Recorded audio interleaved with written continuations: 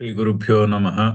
गणानां त्वा गणपतिगुं हवामहे कविं कवीनामुपमश्रवस्तमं ज्येष्ठराजं ब्रह्मणां ब्रह्मणस्पत आनः शृण्वन्नोतिभिः सीदसादनं श्रीमहागणाधिपतये नमः। सदाशिवसमारम्भां शङ्कराचार्यमध्यमाम् अस्मदाचार्यपर्यन्तां वन्दे गुरुपरम्पराम्। श्रुतिस्मृतिपुराणानाम् आलयं करुणालयं नमामि भगवत्पादशङ्करं लोकशङ्करं। नारायणं नमस्कृत्य नरं चैव नरोत्तमं देवीं सरस्वतीं व्यासं ततो जयमुदीरयेत्। జై గురుదేవ్. మనం 10వ అధ్యాయం మొదలు పెట్టాలి. చదువుదాము శ్లోకం.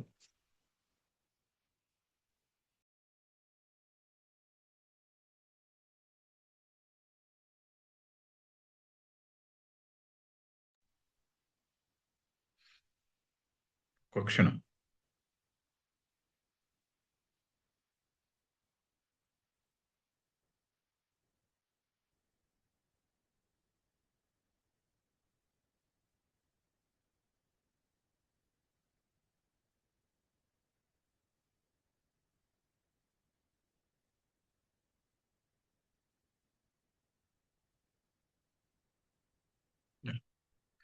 శ్రీభగవానువాచ భూయ ఏవ మహాబాహో శృణు మే పరమం వచః యత్తేహం ప్రియమాణాయ వక్ష్యామి హితకామ్యయా. అవతారికి చదువుతాము. అండ్ అధ్యాయానికి ఇంట్రడక్షన్. సప్తమే అధ్యాయే భగవతః తత్వం విభూతయశ్చ ప్రకాశితాః నవమే చ. అయితే 7వ అధ్యాయంలో భగవంతుని యొక్క స్వరూపం, భగవతః తత్వం, పరమాత్మ అంటే ఏమిటి, భగవంతుడు అంటే ఏమిటి అన్నది చెప్పారు. 7వ అధ్యాయంలో వచ్చింది, మొదలైంది చెప్పారు. విభూతులు కూడా చెప్పారు, కొన్ని ఎగ్జాంపుల్స్. అలాగే 9వ అధ్యాయంలో కూడా చెప్పారు, గడిచిన అధ్యాయంలో కూడా కొంచెం చెప్పారు. అయితే విభూతి అంటే కరెక్ట్గా అర్థం చేసుకోవాలి. విభూతి అంటే మహిమ అని అర్థం. మహిమ అంటే తెలుగులో మనకి ఏదో మ్యాజిక్ అన్నట్టు అన్న అర్థం వస్తుంది. సంస్కృతంలో మహిమ అంటే అది కాదు. మహిమ అంటే అంటే కన్సాలిడేటెడ్ అన్నమాట. అంటే ఫర్ ఎగ్జాంపుల్, ఇప్పుడు ప్రతి నీటి చుక్కలోనూ కూడా ఆ పరమాత్మ యొక్క తత్వము ఉన్నది అన్నారు అనుకోండి, అది అర్థం కాకపోవచ్చు, వెంటనే బుర్రకి వెలగకపోవచ్చు. అలాగే అలా కాకుండా సముద్రాన్ని చూపెట్టారు అనుకో, సముద్రాన్ని చూపెట్టి ఇదిగో ఇది పరమాత్మకి, పరమాత్మ అంటే ఇలా ఉంటుంది అన్నారు అనుకోండి, అప్పుడు అది అది అర్థమవుతుంది. ప్రతి నీటి చుక్క యందు పరమాత్మ ఉన్నాడంటే అర్థం కాకపోవచ్చు, కానీ సముద్రాన్ని చూపెట్టి ఇదిగో ఇది పరమాత్మ యొక్క తత్వం ఇలా ఉంటుంది అన్నాం అనుకోండి, అది తేలిగ్గా అర్థమవుతుంది. అంటే ఏమైందంటే అక్కడికి వచ్చేసరికి ఆ నీటి చుక్కల యొక్క మహిమ, ఆ సముద్రం అంటే ఒక కన్సాలిడేటెడ్ తత్వం, అది తేలిగ్గా అర్థమవుతుంది. అది విభూతి అంటే, మహిమ అంటే. ఇంకా చాలా ఎగ్జాంపుల్స్ కనిపిస్తాయి మనకు అలాగా.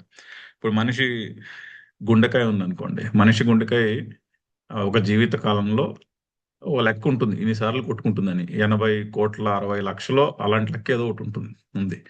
అంటే ఒక ఒక ఒక గుండెకాయ ఒక జీవిత కాలంలో ఎన్నిసార్లు కొట్టుకుంటుంది అని. ఎలా కొట్టుకుంటుంది, ఎక్కడి నుంచి వస్తుంది ఆ శక్తి, ఎక్కడి నుంచి వస్తుంది?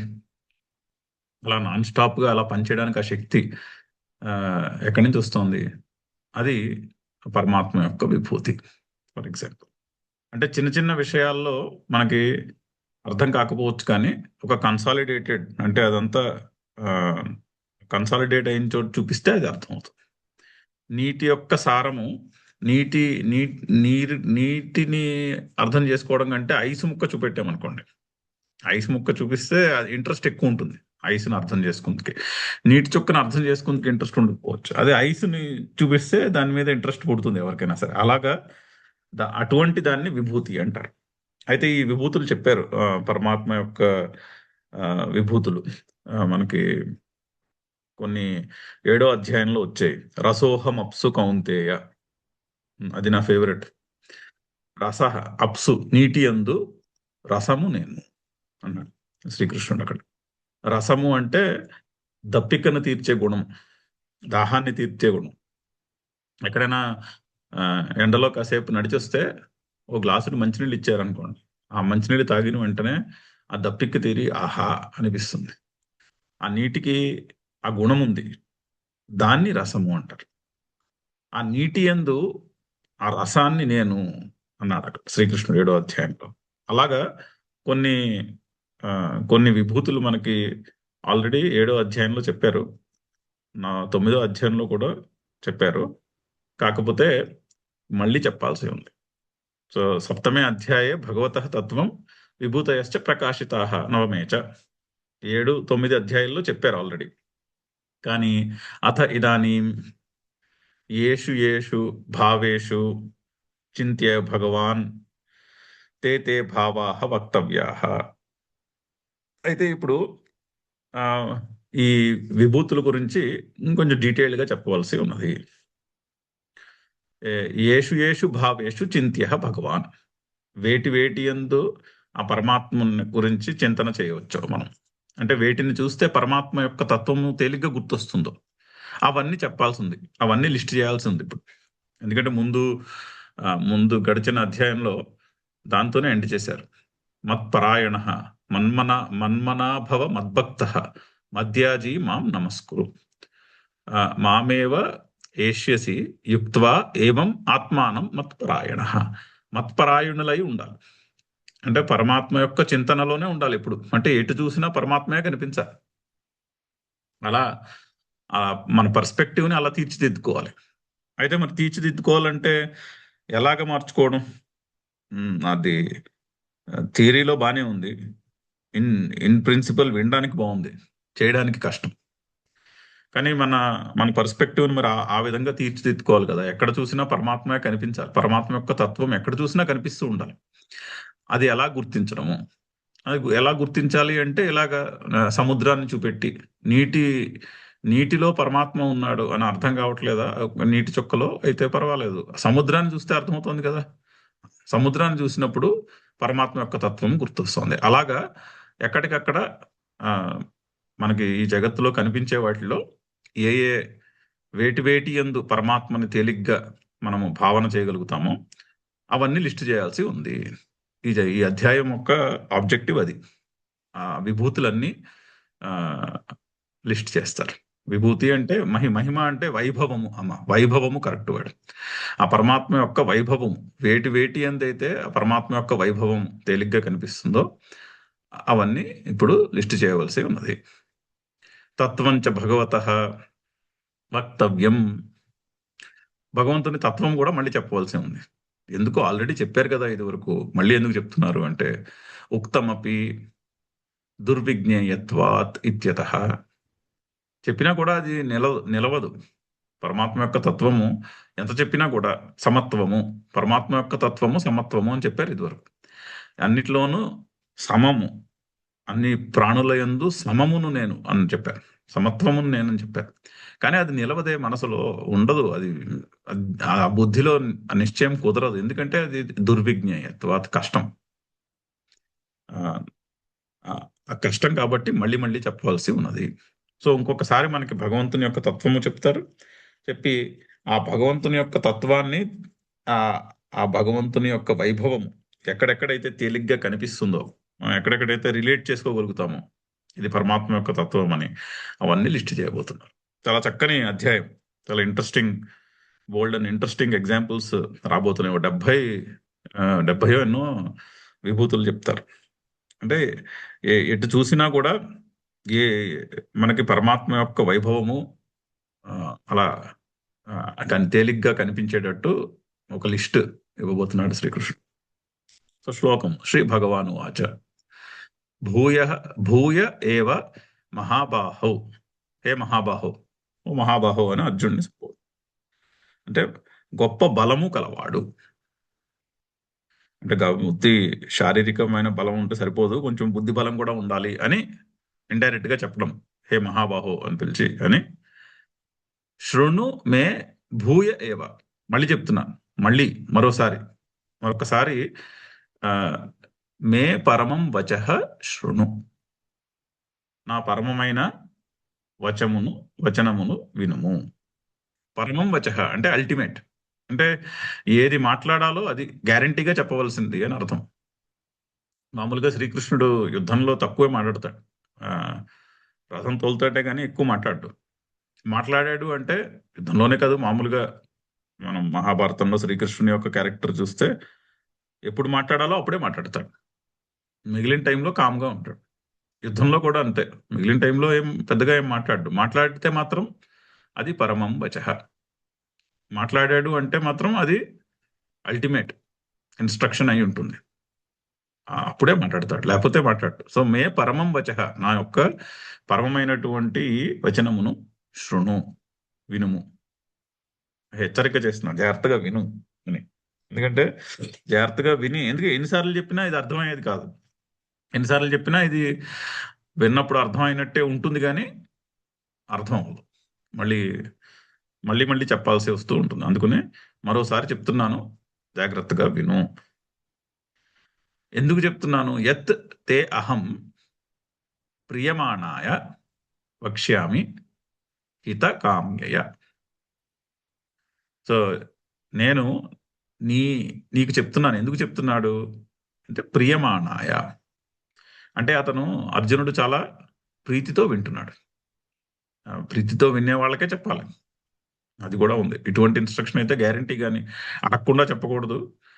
అడిగితే ఒకటి అడగాలి, అడిగిన వాళ్ళకి చెప్పాలి. రెండు, ఆ, వినే వాళ్ళల్లో ప్రీతి ఉండాలి. ఆ వినేవాళ్ళని చూస్తే తెలుస్తుంది. ఎదురుగుండా కూర్చుంటే వినేవాళ్ళలో ఈ సబ్జెక్ట్ మీద ఆ ప్రీతి ఉంది, చెప్పే మాట మీద ప్రీతి ఉందా లేదా అని తెలుస్తుంది చాలా క్లియర్గా.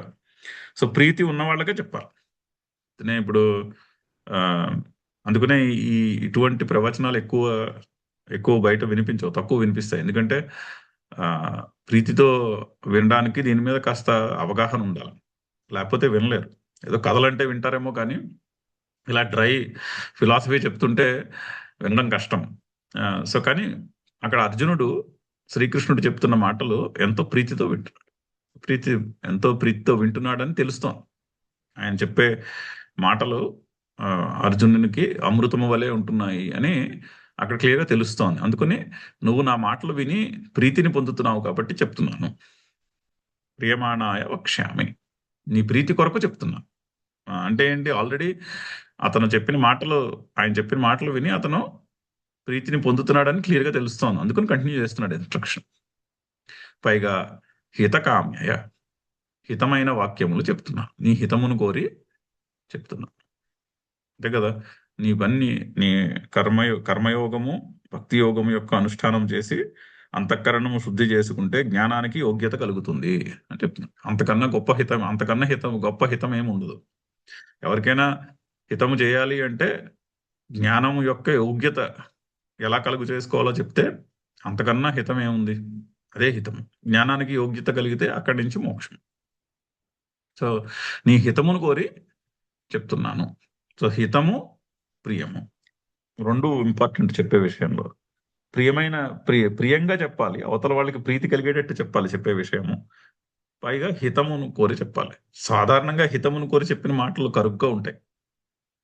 అవతల వాళ్ళకి వాళ్ళ మంచి గురించి చెప్పే మాటలన్నీ కొంచెం కష్టంగా ఉంటాయి. ఇప్పుడు ఆరోగ్యకరమైన ఆహారం తినాలి అని చెప్పడం మాట, అది ప్రీతితో చెప్పడం కష్టం. చెప్తుంటే కష్టంగానే ఉంటుంది. అది ఇది తినకూడదు, అది తిను అని. కానీ హితాన్ని కోరి చెప్పాలి, కానీ అవతల మనిషికి ప్రీతి కలిగించే విధంగా చెప్పాలి. రెండు కూడా ఉండాలి. హితము, ప్రియము, ఈ రెండు చాలా ఇంపార్టెంట్. రెండు కలిసి ఉండాలి ఎప్పుడు కూడా చెప్పే ఇన్స్ట్రక్షన్లో. సో నీ హితాన్ని కోరి చెప్తున్నాను, నువ్వు విని ఎంతో ప్రీతిని పొందుతున్నావు కాబట్టి చెప్తున్నాను. పైగా మళ్ళీ చెప్తున్నాను. ఎందుకు అంటే ఎన్నిసార్లు చెప్పినా కూడా ఇది మళ్ళీ మళ్ళీ చెప్పవలసి వస్తుంది. ఇంకొకసారి చెప్తున్నాను డీటెయిల్డ్గా మళ్ళీ. పరమాత్మ యొక్క తత్వము చెప్తాను, పైగా ఎక్కడెక్కడైతే తేలిగ్గా భావన అంతటా చేయగలగాలి భావన. కానీ ఎక్కడెక్కడైతే తేలిగ్గా భావన చేయగలుగుతావో ఆ లిస్ట్ కూడా ఇస్తాను. సో అందుకనే జాగ్రత్తగా వినుము. అండ్ ఇది పరమమైనటువంటి వచనం. ఇది అల్టిమేట్. ఏమన్నా చెప్పేదంటూ ఉంటే దీని గురించి చెప్పాలి. మిగిలిన వాటి గురించి ఏమి చెప్పాల్సిన అవసరం పెద్దగా ఏమీ ఉండదు అని అభిప్రాయం. సో శృణు మే పరమం వచః, మరొక్కసారి వినుము అని హెచ్చరిక చేసి చెప్తున్నాడు. అంటే ఇంట్రెస్ట్ కాస్త ఇంకొంచెం ఇంట్రెస్ట్ గా వింటాడు అని మళ్ళీ చెప్తున్నాను. జాగ్రత్తగా విను. చదువుదాం, భాష్యం చదువుదాం. భూయః ఏవ పునః, భూయః అంటే పునః, మళ్ళీ అని. హే మహాబాహో, ఓ మహాబాహో, శృణు విను, మే మదీయం పరమం ప్రకృష్టం. పరమం అంటే ప్రకృష్టం, ప్రకృష్టమైనటువంటి అంటే అల్టిమేట్. ఏ విధంగా పరమము? నిరతిశయ వస్తునః ప్రకాశకం వచః వాక్యం. ఇది పరమమైనటువంటి వాక్యం. ఎందుకు అంటే నిరతిశయ వస్తునః ప్రకాశకం. ఇప్పుడు ఏదైనా ఒక మాట మాట్లాడామనుకోండి, యాపిల్ అన్నాం అనుకోండి, యాపిల్ అని మాట పలికితే ఆ యాపిల్ అనే వస్తువుని అది ప్రకాశించేటట్టు చేస్తోంది, అంతే కదా. నేను యాపిల్ అనగానే మీ మీ మనసులో యాపిల్ యొక్క బొమ్మ అలా కనిపిస్తుంది. సో చెప్పిన మాట ఏం చేస్తోంది? ఒక వస్తువుని తెలిసేటట్టుగా చేస్తాం. అయితే యాపిల్ అన్నా, టేబుల్ అన్నా, కంప్యూటర్ అన్నా, ఇంకొకటి ఏదో చెప్పాను అనుకోండి, సూర్యుడు అన్నా, అవన్నీ ఏంటి? ఎదురుకుండా కనిపించే వస్తువుల్ని మనకి తెలిసేటట్టుగా చేస్తున్నాయి, అంతే కదా. మన జగత్తులో కనిపిస్తాయి ఇవన్నీ. కనిపించే వస్తువుల్ని తెలిసేటట్టు చేస్తున్నాయి వాక్యాలన్నీ. కానీ ఇక్కడ వాక్యములు, ఇప్పుడు శ్రీకృష్ణుడు చెప్పబోయే వాక్యములు నిరతిశయ వస్తునః ప్రకాశకం. దానిని మించి అతిశయము ఉన్నది ఇంకొకటి లేదు. భగవంతుని యొక్క తత్వము కంటే గొప్పదేం లేదు ఇక్కడ. అటువంటి అతి గొప్ప దానిని మనకి అర్థమయ్యేటట్టు చేసే వాక్యములు ఇవి. నిరతిశయ వస్తునః ప్రకాశకం. ఎంత చక్కని డెఫినేషన్ చూడండి. పరమం వచః. ఎందుకు పరమమైనటువంటి వచనములు ఇవి చెప్పబోయేవి అంటే నిరతిశయ వస్తునః ప్రకాశకం. అతిశయము లేనటువంటి, అంటే ఇంకా దానిని కంటే గొప్పది లేదు. పైగా అది ఎదురుకుండా కనిపించదు కదా. కంటికి కనిపించని వస్తువుని, కంటికి కనిపించే అవకాశమే లేదు. భగవంతుని యొక్క తత్వము కంటికి కనిపించేది కాదు. కంటికి కనిపించినటువంటి మన బుద్ధికి అందేది కాదు ఆ విషయం. ఎందుకు అంటే వస్తోంది నెక్స్ట్ శ్లోకంలో. బుద్ధికి అందే విషయం కాదు అది. అటువంటి విషయమును మనకి తెలిసేటట్టుగా చేసే వాక్యములు ఇవి. అందుకని ఇది పరమం వచః. పరమం అంటే ప్రకృష్టం. ఎందుకు ప్రకృష్టం అంటే నిరతిశయ వస్తునః ప్రకాశం. చాలా చక్కని ఎక్స్ప్లెనేషన్. అది పరమం వచః ఎందుకు. వచః వాక్యం, అటువంటి వాక్యములు. యత్ పరమం, ఏవైతే ఈ పరమమైనటువంటి వాక్యములు ఉన్నాయో అవి చెప్తున్నాడు. ఎందుకు? తే తుభ్యం, నీ కొరకు చెప్తున్నాను. ఎందుకు నీ కొరకు చెప్తున్నాను? ప్రియమాణాయ, ప్రీతిని పొందుట కొరకు. ఆల్రెడీ నువ్వు ప్రీతిని పొందుతున్నావని తెలుస్తోంది, అందుకుని చెప్తున్నాను. ఎందుకు ప్రియమాణాయ అంటే మద్వచనాత్ ప్రియసేత్వం అతీవ. నా వచనములు విని నువ్వు ఎంతో ప్రీతిని పొందుతున్నావు. అతీవ ప్రియసేత్వం, చాలా అతిశయంతో కూడుకున్నటువంటి ప్రీతిని నువ్వు పొందుతున్నావు అని తెలుస్తోంది, ఆయన కనిపిస్తోంది అర్జునుడి అక్కడ వింటున్నప్పుడు అర్జునులో రియాక్షన్ అలా కనిపిస్తోంది. మద్వచనాత్ అతీవ ప్రియసేత్వం. అంతేకాదు అమృతమివ పిబన్, చెప్తున్న విషయాన్ని అమృతము వలె స్వీకరిస్తున్నాడు కూడా. అంటే చెప్పింది అర్థం చేసుకుంటున్నాడు అని తెలుస్తోంది శ్రీకృష్ణుడికి. ఒకటి వింటున్నాడు, విని అర్థం చేసుకుంటున్నాడు, అర్థం చేసుకుని ఎంతో ప్రీతిని పొందుతున్నాడు. అందుకుని నీకు చెప్తున్నాను. చాలా మళ్ళీ ఆ ప్రియమాణాయ అన్న పదమునకు ఎంత చక్కని ఎక్స్ప్లెనేషన్ శంకర్లు. మద్వచనాత్ అతీవ ప్రియసేత్వం అమృతమివ పిబన్.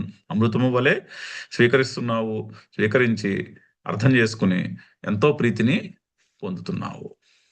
తతః దేర్ ఫోర్ వక్ష్యామి, చెప్తున్నాను.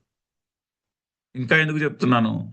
హితకామ్యయ హితేచ్ఛయ, నీ యొక్క హితమును కోరి చెప్తున్నాను. అంటే మనందరి యొక్క హితమును కూడా కోరి ఈ మాటలు మళ్ళీ చెప్తున్నాను అని అర్థం.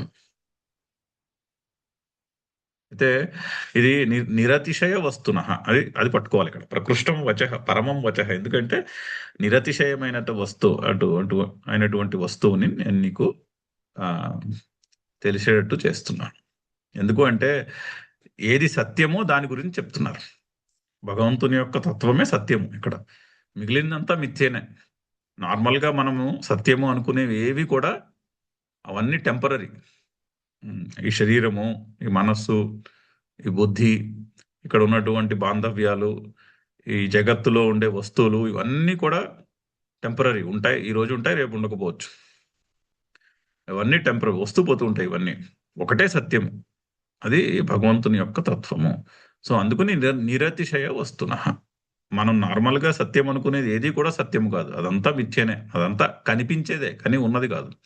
ఉన్నది పరమాత్మ యొక్క తత్వము మాత్రమే. అటువంటి పరమాత్మ యొక్క తత్వమును మనకి తెలిసేలా చేస్తుంది. అయితే ఒక చక్కని దృష్టాంతము ఉన్నది. అంటే ఇప్పుడు నారదుడు సూర్యునికి మధ్యన ఒక చర్చ. ఓసారి నారదుడు సూర్యుడి దగ్గరికి వెళ్ళి సూర్యుడిని పొగడ్డం మొదలుపెట్టాడు.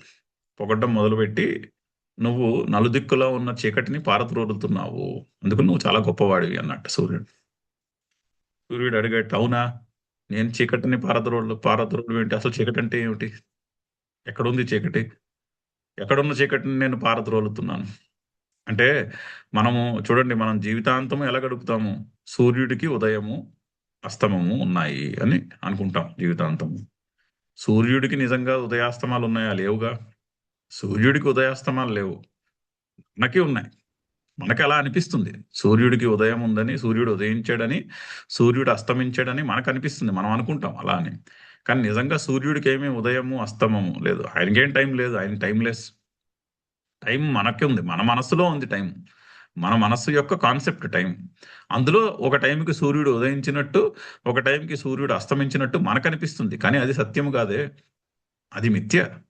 సత్యం ఏమిటి అంటే సూర్యుడికి ఉదయము లేదు, అస్తమించడము లేదు, సూర్యుడు ఎప్పుడు ప్రకాశిస్తూనే ఉంటాడు. సో నారదుడు సూర్యుడి దగ్గరికి వెళ్ళి ఈ విధంగా చెప్పాడు. అంటే లేదు మరి, నేనెక్కడ చీకటిని పారద్రోలుతున్నాను, అసలు చీకటి అంటే ఎలా ఉంటుంది చూపెట్టన్నట్ట. అయితే నాతో రా చూపిస్తాను అన్నట్టు. నాతో రా చూపిస్తాను, మనం ఇప్పుడు ఇక్కడ ఉన్నాము, ఇప్పుడు ఇండియాలో ఉన్నాము, అటు యుఎస్కి వెళ్తే అక్కడ చీకటి ఉంటుంది, అటు వెళ్ళి చూద్దాం రా అన్నట్టు. సో భూమి చుట్టూ తిరిగాడు నారదుడు సూర్యుడిని తీసుకుని. భూమి చుట్టూ తిరిగితే ఎక్కడికి వెళ్ళినా చీకటి కనిపించదే, ఎందుకంటే సూర్యుడు ఎక్కడికి వచ్చినా అక్కడ చీకటి ఉండదుగా. ఎక్కడికి వెళ్ళినా చీకటి కనిపించదు. తిరిగి తిరిగి అలసిపోయాడు నారదుడు. అలసిపోయి సూర్యుడు కూడా నారదుడిని, నువ్వు ఏదో చెప్తున్నావు, నువ్వేం చెప్తున్నావు నాకేం అర్థం కావట్లేదు, నువ్వేమనుకుంటున్నావో మరి, నాకైతే నువ్వు చెప్పిన చీకటి ఎక్కడ కనిపించలేదు, నేను చీకటిని పారద్రోలడం ఏంటి అని ఒక కథ ఉంది అక్కడ. సో అలాగా మనము ఏది సత్యము అనుకుంటామో అది అంతయు కూడా మిథ్యనే. జాగ్రత్తగా పరిశీలిస్తే కనిపిస్తుంది అది మిథ్య. సూర్యుడికి ఉదయము అస్తమించుట లేదు, ఉదయించుట అస్తమించుట అనేది సూర్యుడికి లేదు, మనకి ఉంది. మనకి భూమి మీద ఉన్నాం కాబట్టి, మనకి భూమి తన చుట్టూ తాను తిరుగుతూ ఉంటుంది కాబట్టి, మనకి ఒకప్పుడు సూర్యుడు కనిపిస్తాడు, ఒకప్పుడు సూర్యుడు కనిపించడు. అంతేనే కానీ సూర్యుడు ఎక్కడికి వెళ్ళడు, సూర్యుడు అలాగే ఉన్నాడు. సో అది సత్యం. కానీ మనం సత్యం అనుకునేది అది అనిపించేదే కానీ ఉన్నది కాదు. అటువంటి ఆ సత్యమును మనకి ప్రకాశింపచేసేటటువంటి వచనములు కాబట్టి ఇవి పరమమైనటువంటి వచనములు. చదువుదాం ఇంకొకసారి శ్లోకం. భూయ ఏవ మహాబాహో శృణు మే పరమం వచః యత్తేహం ప్రియమాణాయ వక్ష్యామి హితకామ్యయ.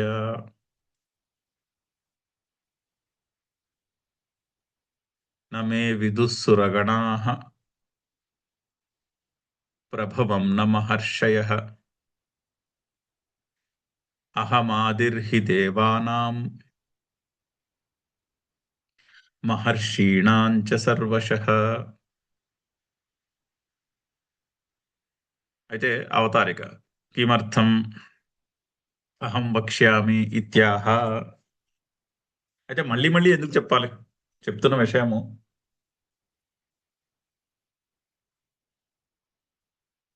మళ్ళీ ఎందుకు చెప్తున్నాను?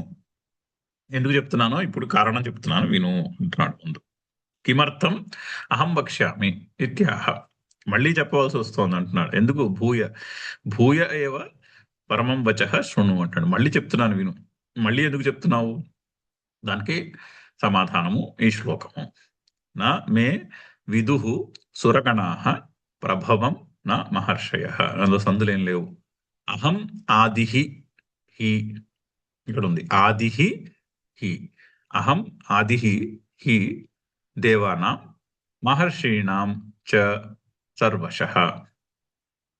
అయితే సురగణాః మహర్షయః, ఈ దేవతాగణములు మరియు మహర్షులకు కూడా మే ప్రభవం న విదుః, నా యొక్క ప్రభవము తెలియదు.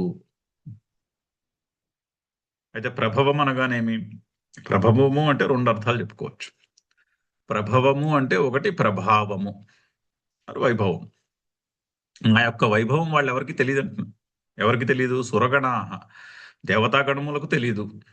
అలాగే మహర్షయః, మహర్షులకు తెలియదు. నా నా యొక్క ప్రభావము తెలియదు. ప్రభవం అంటే రెండు అర్థాలు చెప్తారు. ప్రభావము అనే ఒక అర్థం చెప్పుకోవచ్చు. రెండో అర్థము ప్రభవము అంటే పుట్టుక, ఉత్పత్తి. సో నా యొక్క పుట్టుక గురించి దేవతాగణాలకి తెలియదు, మహర్షులకి కూడా తెలియదు. ఎందుకు? అహం దేవానాం మహర్షీణాంచ సర్వశః ఆదిః. హి బికాస్, హి అంటే బికాస్ నేను దేవతలకు మహర్షులకు కూడా, అందరి దేవతలకు మహర్షులకు కూడా ఆది కారణము. మరి కారణం ముందు వస్తుంది, కార్యం తర్వాత వస్తుంది. కాజ్ ముందొచ్చి ఎఫెక్ట్ తర్వాత వస్తుంది. ఎఫెక్ట్కి కాజ్ ఎలా తెలుస్తుంది? కాజ్ తెలియాలి అంటే కాజ్ కంటే ముందు ఉండాలి. కారణం తెలియాలి అంటే కారణం పుట్టక ముందు మనం ఉండాలి. అప్పుడు ఆ కారణాన్ని మనం చూడగలుగుతాం. భగవంతుని యొక్క ఉత్పత్తి తెలియాలి అంటే భగవంతుడి కంటే ముందు పుట్టుండాలి. అప్పుడు భగవంతుడి యొక్క ఉత్పత్తి గురించి తెలుస్తుంది. మరి భగవంతుడి కంటే ముందు పుట్టకపోతే భగవంతుడి యొక్క ఉత్పత్తి ఎలా తెలుస్తుంది? తెలియదు కదా. అదే చెప్తుంది. ఈ దేవతాగణాలు, ఈ మహర్షులు, వీళ్ళందరూ కూడా నా తర్వాత నా నుంచి పుట్టారు. ముందు ఆ పరమాత్మ యొక్క తత్వం నుంచి హిరణ్యగర్భుడు. హిరణ్యగర్భుడు అంటే సమష్టి సమష్టి పురుషుడు. ఆర్ పురాణ పౌరాణికమైనటువంటి వాంగ్మయంలో అయితే బ్రహ్మదేవుడు. మొట్టమొదట బ్రహ్మదేవుడు పుట్టాడు. బ్రహ్మదేవుడు నుంచి సృష్టి అంతా పుట్టిందిగా. పౌరాణంలో అయితే అలా చెప్తారు. వేదాంతంలో అయితే పరమాత్మ నుండి, పరమాత్మ తత్వం నుండి మాయాశక్తితో కలిసి హిరణ్యగర్భుడు అనే తత్వం పుడుతుంది. అంటే ఆ సమష్టి పురుషుడు పుట్టాడు. ఆ సమష్టి పురుషుడు, ఆ హిరణ్యగర్భుడు నుంచి మిగిలిన వాళ్ళందరూ పుట్టారు. సో మరి ఆ హిరణ్యగర్భుని యొక్క పుట్టుక తెలియాలి అంటే అతని కంటే ముందు ఉండాలి. బ్రహ్మదేవుడు యొక్క పుట్టుక తెలియాలి అంటే బ్రహ్మదేవుడి కంటే ముందు పుట్టుండాలి. అది పాసిబులే కాదు కదా. ఎందుకంటే బ్రహ్మదేవుని నుంచి వీళ్ళందరూ పుట్టారు. ఆ హిరణ్యగర్భుడి నుంచి జీవులన్నీ పుట్టాయి. వేదాంతం యొక్క పరిభాషలో చెప్పుకున్నా, పౌరాణికమైనటువంటి పరిభాషలో చెప్పుకున్నా కూడా అది ఆర్డర్. కానీ ఆ తర్వాత పుట్టిన వాళ్ళకి ముందు పుట్టిన వాళ్ళ పుట్టుక ఎలా తెలుస్తుంది? తెలియదు కదా. అందుకని నా ఉత్పత్తి గురించి వీళ్ళెవరికి తెలియదు. అది పౌరాణికమైనటువంటి ఎక్స్ప్లెనేషన్. ఇక్కడ చాలా వేదాంత పరంగా కూడా చాలా చక్కని ఎక్స్ప్లెనేషన్ చెప్పుకో. ఇప్పుడు సురగణాః, దేవతాగణములు. దేవతాగణములు అంటే ఏంటి? మామూలుగా ఇప్పుడు వేదం యొక్క పరిభాషలో దేవతాగణాలు అంటే ఆదిత్యులు, వసువులు, మరుత్తులు, ఇలా దేవతాగణాలు చెప్పారు. సో ఆ దేవతాగణాలు అలా ఫిజికల్గా మనము బయట జగత్తులో ఆయా శక్తులు, దేవతలు అంటే ఒక స్థానం, ఒక పొజిషన్కి చేరుకున్న వాళ్ళని అర్థం. దేవత అంటే పొజిషన్. మహర్షి అంటే జ్ఞానము. మహర్షులు అంటే జ్ఞానులు. దేవతలు అంటే శక్తులు ఉన్నవాడు, ఒక పొజిషన్లో ఉన్న, ఒక కమాండింగ్ పొజిషన్లో ఉన్నవాళ్ళు దేవతలు. మహర్షులు అంటే జ్ఞానము ఉన్నవాళ్ళు మహర్షులు.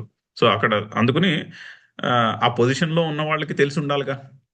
తెలుసుందా అంటే తెలియదు. ఎందుకంటే ఆ పొజిషన్లో ఉన్న వాళ్ళకంటే ముందు పుట్టాడు ఈయన. అలాగే ఈ దేవతాగణ ఇంద్రియాలకి అధిష్టానాలు దేవత. మన దేవతలకి మన శరీరంలో అధిష్టానం ఉంది. అంటే ఇప్పుడు సూర్యోమే చక్షుశ్రుత, సూర్యునికి అధిష్టానము, కంటికి అధిష్టాన దేవత సూర్యుడు.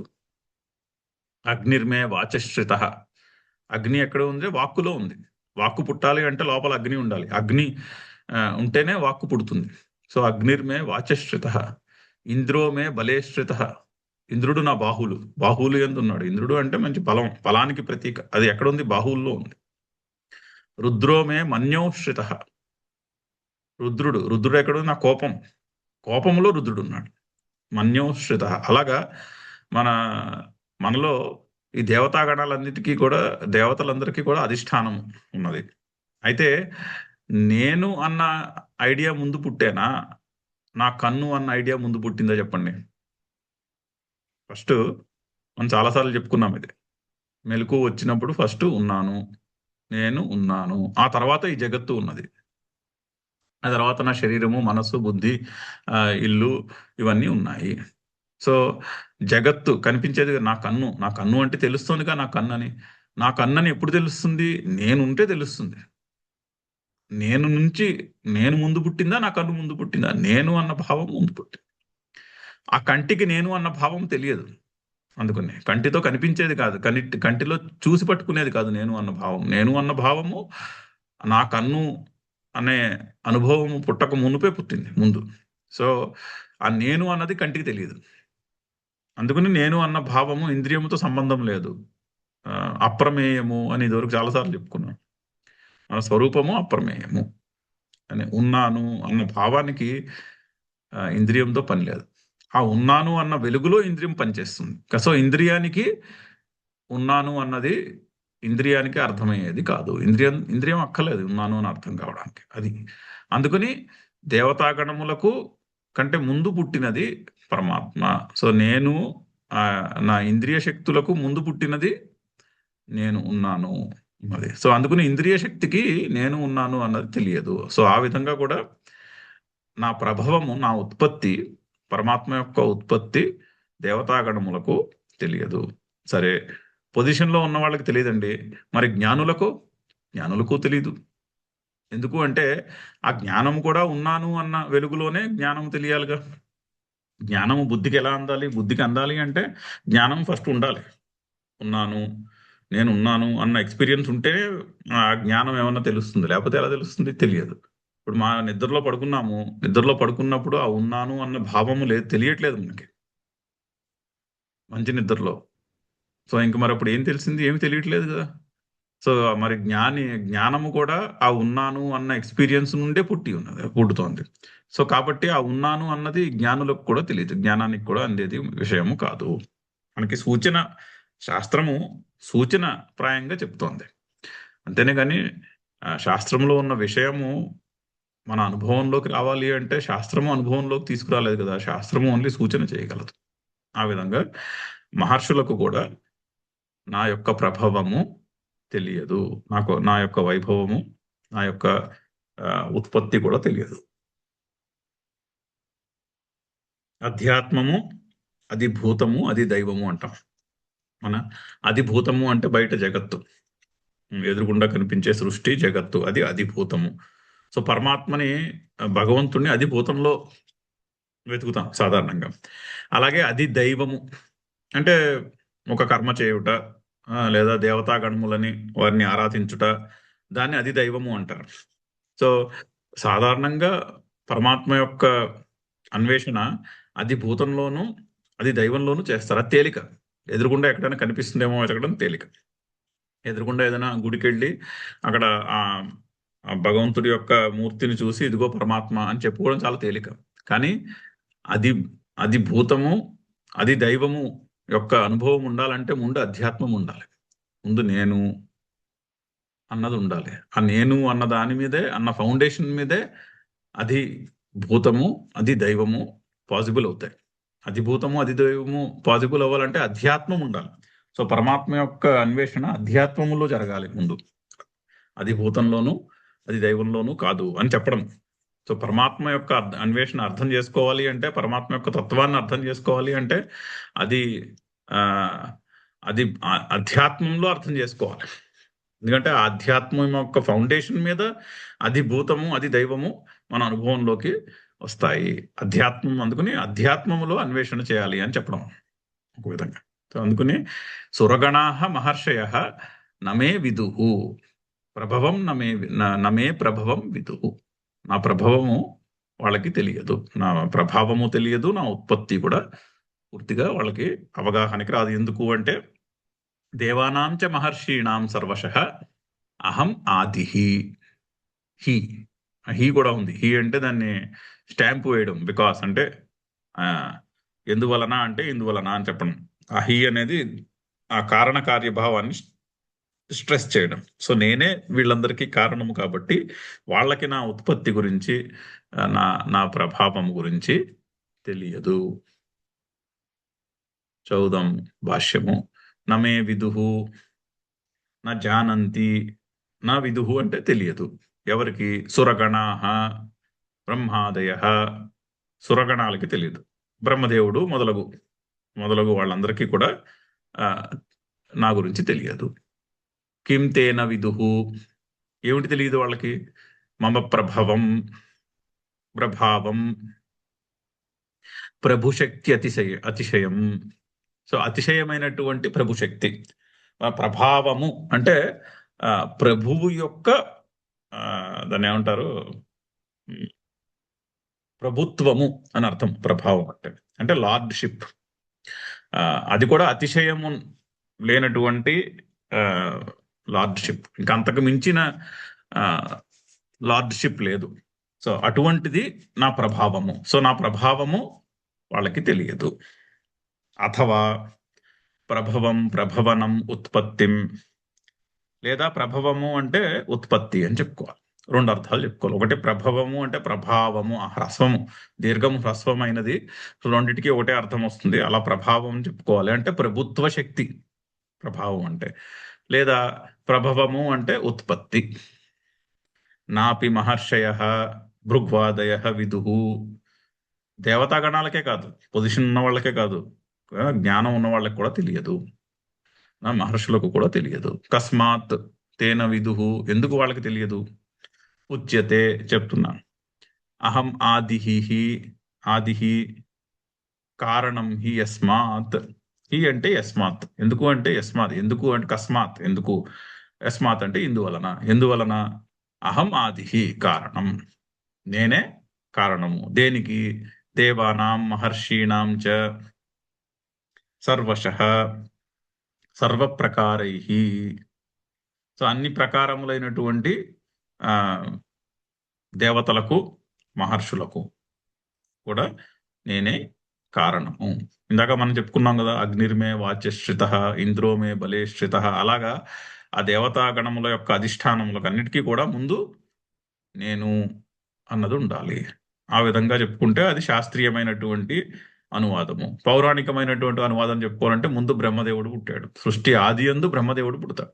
బ్రహ్మదేవుడి నుంచి ఈ సృష్టి అంతా జరుగుతుంది. మిగిలిన వాళ్ళందరూ పుట్టారు. సో మిగిలిన వాళ్ళందరూ పుట్టిన తర్వాత పుట్టారు కాబట్టి వాళ్ళకి బ్రహ్మదేవుని యొక్క పుట్టుక గురించి తెలియదు, తెలుసుకోలేరు వాళ్ళు అని చెప్పడం. అందుకు నేను నీకు మళ్ళీ ఈ విషయాన్ని మళ్ళీ చెప్తున్నాను. అటువంటి విషయం, అటువంటి సూక్ష్మమైనటువంటి విషయాన్ని నీకు నీ అవగాహనకి వచ్చేటట్టు నేను మళ్ళీ ఇక్కడ చెప్పబోతున్నాను అని భావం. 14వ శ్లోకము. నమే విదుస్సురగణాః ప్రభవం న మహర్షయః అహమాదిర్హి దేవానాం మహర్షీణాం చ సర్వశః. ఓం పూర్ణమదః పూర్ణమిదం పూర్ణాత్ పూర్ణముదచ్యతే పూర్ణస్య పూర్ణమాదాయ పూర్ణమేవావశిష్యతే. ఓం శాంతి శాంతి శాంతి. హరి ఓం.